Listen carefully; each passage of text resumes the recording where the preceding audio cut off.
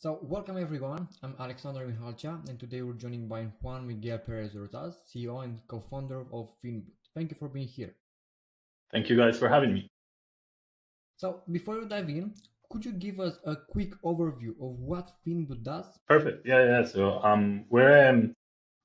we call ourselves a green supply chain management company, and essentially what that means is we help organizations, especially in hard to abate sectors like oil and gas, chemicals, construction, or steel, digital traceability across their supply chains to help them demonstrate their decarbonization or their efforts and transition towards decarbonizing their activity and doing so again by introducing low carbon, renewable or circular products, right? So helping them with traceability of things like sustainable fuels, renewable chemicals, or recycled steel, and mapping out those supply chains, gathering the evidence from their suppliers and from their own industrial process so that they can then share that either with the regulator or even with customers downstream of their activity.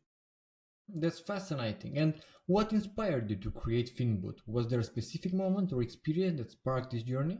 I think that entrepreneurial spirit is kind of always there in many ways, right? And again, I started this journey not alone, but I got two kind of great co-founders that have accompanied me on this journey.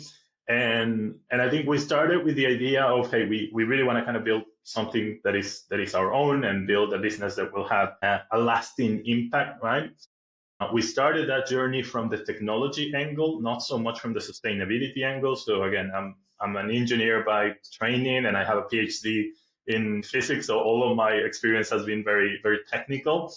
And so we looked at it as we began this journey, looking at the enabling technology that we use, which that underlying technology for digital traceability is blockchain in our case.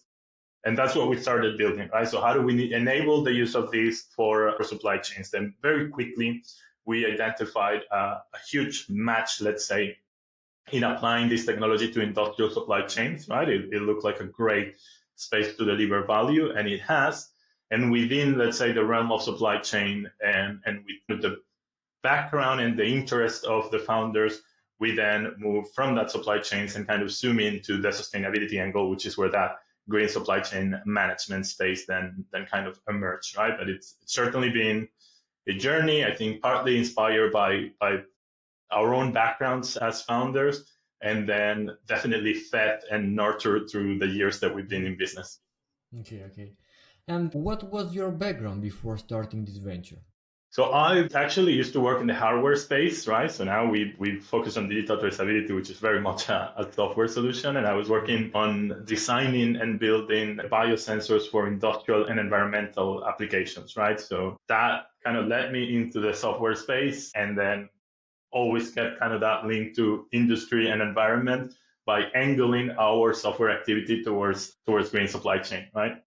Okay. Makes sense. So let's go back to when you first started. What major challenges or gaps did you see in the market that made you think this needs to be solved? So, as I said, right, we started this journey from the technology angle. So, looking at how we enable the use of blockchain for business. We started Finboot back in 2017. So, as you can imagine, that was kind of very much the early days of the technology from a business perspective. And one of the kind of biggest gaps that we saw is that you would see industry leaders and everyone would have like their own strategy for the technology, and this is how we're going to use it, and these are all of the different opportunities that we have. And at that moment, again, tech founders, as we were, we realized there's actually a huge gap between the use cases and the opportunities that these business leaders are kind of voicing around, and where the technology stands or stood, sorry, back then. And then our first approach, let's say our first mission was let's fill that gap, right? So let's enable the use of this technology in a business environment in a way that is cost efficient, in a way that is scalable, in a way that, again, it really delivers value and it minimizes, let's say, the upfront investments that these organizations have to do in order to gain value out of this pretty groundbreaking digital technology, right? So biggest challenge, let's say, or biggest gap that we moved out to fill was that, right? To make sure that we enable technology for business users. Okay, that's really interesting. And could you elaborate on why the existing solutions weren't meeting these needs? I think largely because it was a new space, right? So we were talking a new underlying technology like blockchain was, and B, we're talking new products from our customers, which are those low carbon, renewable, and Mhm. circular products themselves, right? So you kind of have that environment where two new things are emerging. So it's a new business for our customers, it's a new technology that can help empower and enable that business. And I think it was more a sense of, well, there was no room for it before because it was not an activity that it was being scaled up, and we were, I think, very savvy to be first in that space and to be the first ones to say, hey, we have a solution that can solve that and that can scale in this space. So I think that gave us certainly a very strong upper hand. Okay, okay. And what's the breaking point that made you decide to tackle this problem? I think I don't see it necessarily as a breaking point, like as a situation where, oh, suddenly we shift and Okay. then this is what we need to tackle. But it's been a journey, right? So um, we we started working in traceability for supply chains, and then very quickly again we then realized, okay, there's an opportunity in sustainable supply chains. We started in oil and gas. We then moved on to chemicals, just because those two sectors are very kind of close to each other, but always very progressive, right? So it's always been like a stepping stone approach more so than a breaking point or an inflection point of sorts. Okay. And I have a little curiosity on this. What do you see as the biggest challenges facing industrial energy consumption today?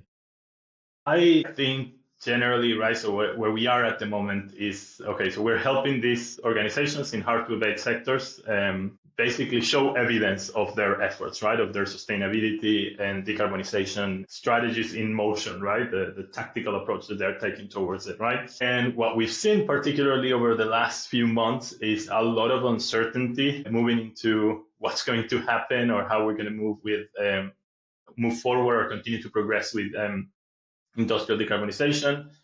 And this is coming, again, partly because we're living in a tensely charged geopolitical environment, partly or as a consequence of the uncertainty around policy and the uncertainty around investment, both of which need to be very well aligned in order to our industries, let's say, to be able to carry out those much needed investments on decarbonization, right? So I think the uncertainty and perhaps the lack of clarity, let's say, on what the regulatory framework is going to be, what the back-in from an investment standpoint from the regulator is going to look like, that is causing concerns for our customers who are now saying, well, maybe we need to rethink this a little bit, maybe we need to slow down, maybe we need to take Okay. a different action.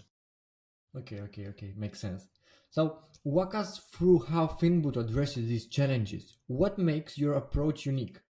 Well, honestly, again, we're not here to solve the geopolitical challenge, certainly, right? Because that's definitely goes beyond our capabilities. But what we are is helping the organizations that are committed, let's say, to the transition to do so in a way that can, again, explore ways in which they can monetize that information, right? So if they're decarbonizing a particular product, if you can trace that, if you can prove that, that will open up an opportunity to, hey, I can actually monetize this information. There are markets that are paying premiums for low carbon products. You need to show the evidence for that, right? And I think that's kind of our role, right? So helping our customers sort out or navigate what the best strategy will be for their low carbon, renewable, and circular products.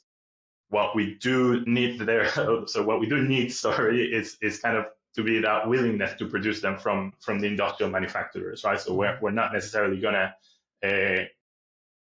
take them to a place where this becomes their strategy. Once that is their strategy, once they are committed to industrial decarbonization, we are a tool that can help them better monetize uh, and stay competitive in that journey. Okay, okay, okay. And when you talk to potential clients, what's the biggest misconceptions they typically have about what you do? What's the biggest misconception? That's a that's a key interesting point. Because I think it's changed with time, right? So back when we were perhaps more tech focused, they saw us as an opportunity to do anything and everything, right? And that's certainly not what we are, right? And I think part of our learning has been we probably were portraying ourselves in a way that it was too generalistic, right? Whereas actually what we want to do is traceability in very specific industry segments and very specific commodities, right? So I think historically that had been an issue, right? The fact that we were seen more generalistic than we actually were aiming to be. That perhaps we've solved, right? We've managed to overcome. I think maybe right now a misconception is kind of more due to, do I need this now, or how much time do I have to adopt this type of technologies, right? Which is, I think, the, let's say, the day-to-day that we're living with, in terms of people now get what we're doing very quickly. They know they need it, but it's a matter of when do I need to start implementing to be ready for that new industrial landscape, right? And I think the uncertainty here now is not that whether they get or not. A misconception on what we do is on when they when. So the problem here is from their mindset. That's why they wait too long. Well, I think it's more than from the mindset, from the external elements, right? So, because you have there, again, as I said, regulatory uncertainty, investment uncertainty, market uncertainty, all of that ties into, okay, when do I start deploying my or executing on my strategy? And I think most of it is driven by external factors more than their own decisions, let's say. Yeah, I see. It's a lot of variables there. Exactly. Yeah. And could you share a specific success story of a client who saw significant results using your solution? Sure. Yes. We, as I said, we focus on three key industry verticals, let's say: oil and gas, chemicals, and steel. Some of our customers that are in the public domain, right, and have voiced, let's say, about the work that we've done with them, include the likes of Repsol, who's a global multi-energy provider. They're our longest running customer. We've been working together since 2018. We work with them across both their oil and gas and their chemicals business, and a solution that is implemented in every, let's say, industrial complex they have in Southern Europe. Another core customer of ours is Moeve, formerly known as Cepsa, who we started working with them in the chemical space, also a solution that has scaled up significantly across their chemicals business, implemented in North America, Latin America, and Europe, and now currently expanding into their Asian operations as well as with that same organization moving into the space of synthetic fuels or sustainable fuels. And again, that'll be another, let's say, a great example of success. And then lastly, to mention another core customer would be Stabic, which is one of the largest chemical manufacturers in the world. They are 60% owned by Aramco, right? Effectively, the chemical arm of Aramco. We started working with their European headquarters out of the Netherlands. That was focusing around traceability of circular packaging solutions that they had.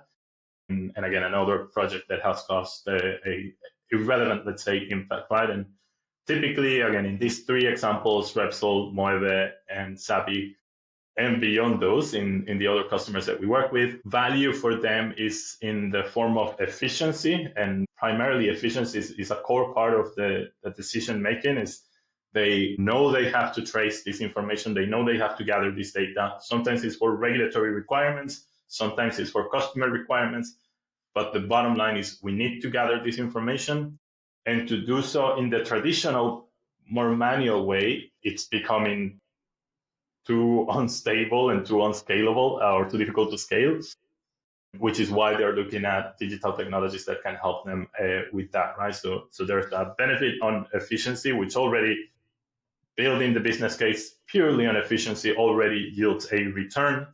But what we then have is an opportunity for new revenue streams, right? Because this enriched supply chain data can go for premiums in the market. And we also have a risk component, which again, helping them minimize risk around sustainability, which could be market risk like greenwashing, or it could be regulatory risk tied to some specific EU Green Deal regulation, where we also help with compliance and with the reporting requirements that are necessary there. That's great. That's great. And what specific metrics or improvements did they see? It varies from customer to customer, right? So we have a few kind of public case studies that we'll be happy to make available, right? And it kind of takes through the journey of, okay, what was the metric that they were using in order to define or validate their business case, right? But typically the value, let's say, anchored on those three things: cost, revenue streams, and risks, regulatory or market risk. And then the specific, let's say, indicator that they use to measure that return, it varies from customer to customer. Okay, perfect, perfect.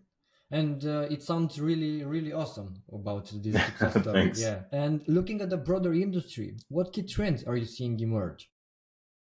I think basically exploring, let's say, ways in which we can minimize the cost of this energy transition and industrial decarbonization is a key trend or a key challenge, I would say, rather than a trend, right? It's something that we need to sort out. And then when you look at that, then what starts popping up is, different types of energy sources, right? So, and different very kind of widespread strategies towards the energy transition and industrial decarbonization. Hydrogen plays a role as a kind of key enabler and a necessary element for industrial decarbonization.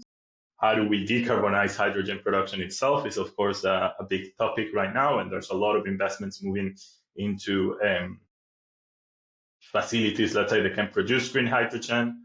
But that's not it, let's say. Beyond production, you need pipelines for distribution, you need storage, again, so there's a lot of movement, let's say, and over the next few years, we're going to see a lot of investment going towards building this whole industry, which in all certainty, it's quite a nascent one, right? Another big, let's say, emerging space is that of sustainable fuels. And you have sustainable fuels, kind of like transition fuels that are based on vegetable oils as raw materials, so used cooking oils, for example, and that they're used to produce SAF.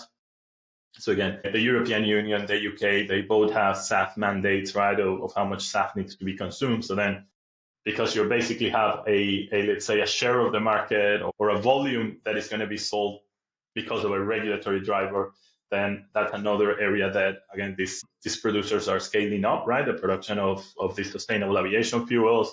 You have hydrotreated vegetable oils as well for things like land transportation and decarbonizing mobility or fleets for transportation. I think that would be another key space. And then one that is perhaps a little earlier in that roadmap, right, is the biogas biomethane space, right? So that's been key for Europe as well in terms of investing in domestic energy production, particularly gas, which again we've come from a very turbulent last couple of years on how we managed to effectively, but very expensive, move or shift from Russian gas, and then we moved that into expensive imports. The biogas and its upgrade to biomethane, it's an opportunity to, again, gain in energy security and energy sovereignty, while at the same time introducing decarbonization.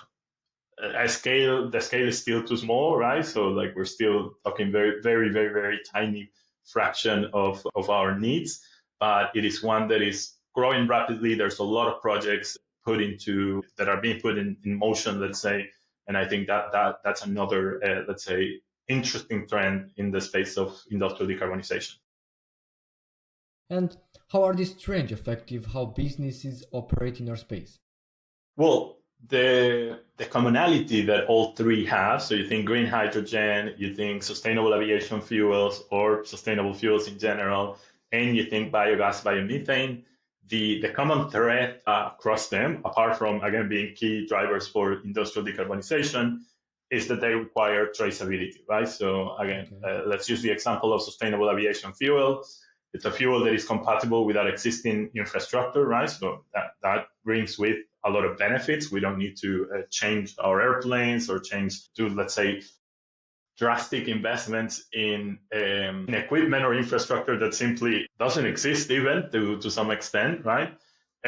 But then in order to prove that we're decarbonizing air travel, we then need to look at the supply chain, right? So we need to look at how was this fuel produced, what was the raw material used, how was that raw material sourced, right? And it is that evidence trail, that data trail, that chain of custody that is built up through the supply chain. That's what demonstrates the reduction on emissions once the airplane's in the air, right? So Mhm. in order to do that, you need traceability, you need tools that allow for secure shared record keeping, and the same ecosystem replicates itself in green hydrogen production and in biogas and biomethane production as well. Okay, got it. And which sectors do you think face the greatest hurdles in transitioning to cleaner energy solutions? I mean, that anything that qualifies, let's say, as a hard to abate sector, as they say, those are the ones that, again, by definition, are difficult to decarbonize. The chemical industry is certainly there. The kind of industrial manufacturing industry as a whole, the construction industry also faces some significant challenges.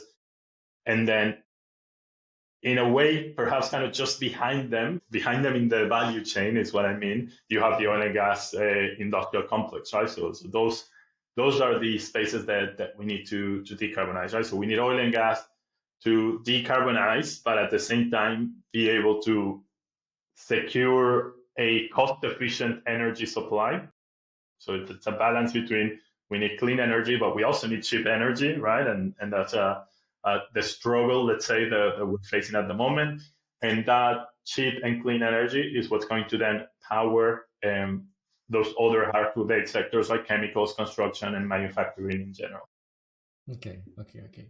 And I have a question, a really good question. What do you think most business owners are getting wrong when they're trying to address this specific problem? I think we're focusing on the wrong things, right? So I think that particularly in the last, again, 6 months to a year, right? The whole focus has been on all the regulatory over complexity and the reporting burden and how expensive it's going to be to be compliant, right? And the reality is, well, actually, you just need the right partners to help you with compliance. So it's certainly a challenge. It's certainly cumbersome. It's certainly complex. It doesn't need to be tremendously expensive, right? So, common misconception is that regulatory reporting from a sustainability angle is just going to costs are just going to get out of control, right? And that's not the case, right? All we're talking about here when we talk about non-financial reporting, which is essentially that sustainability reporting, is to, again, bring that side of our operations to the same level of transparency that we have our financial records, right? So no one complains, let's say, or says that, oh, all the financial reporting that we have to do is wrong. And we know it's not, because it's helping secure transparency in that space that is much needed and it's very important. The same thing happens in sustainability, right? So sustainability reporting has to happen, and we just need to navigate that in the most efficient way. There is ways to do so very efficiently, particularly from a cost implementation. Where our focus should be and where the biggest challenge is actually not the reporting. The reporting is just going to show a figure, is how we bring that figure down. And that's when we talk about, again, diversifying energy sources, diversifying the use of raw materials, walking away or phasing out fossil fuels as a feedstock, let's say, for these industries. That's where the discussion should be. And I feel, unfortunately, rather than continue to focus the discussion on the physical, let's say, decarbonization of energy sources and raw material sources, the public debate has been shifted to a conversation around reporting duties and, oh, how am I going to get this data, right? Yeah. No, it's how you're going to get the renewable feedstock that's important. And what advice would you give to business owners who want to stay ahead of these changes? I think well, my advice would be to stop waiting on the regulator to figure out kind of what the rules of the game are going to be. There's a lot of factors that are affecting the decision making, let's say, of our, and I'm talking here particularly European Union regulators or that, let's say, jurisdiction as a whole. To say I'm just going to sit and wait, and once the regulator sorts things out, that's when I'm going to act. I personally believe that's a mistake. That's going to lead us to actually going to run out of time. And what we should be looking at is, hey, how do I progress with what was already in my plans for Mhm. decarbonization, for introducing more circular economy into my production process, continue to do that, but to do that with the market in perspective, right? So where can I get the most value out of this, right? So what are my areas of opportunities where either because of the growth on demand on a particular commodity or a particular energy source, that's going to give me a very strong competitive opportunity, right? So we I think need to focus more on the economics of things and the growth opportunities that there are in the realm of industrial decarbonization, more so than waiting to see what the regulator figures out, right? And I think I recently again heard in an interview a concept that I found quite fascinating. And it was that look, if you look back over the last 100 years, Mhm.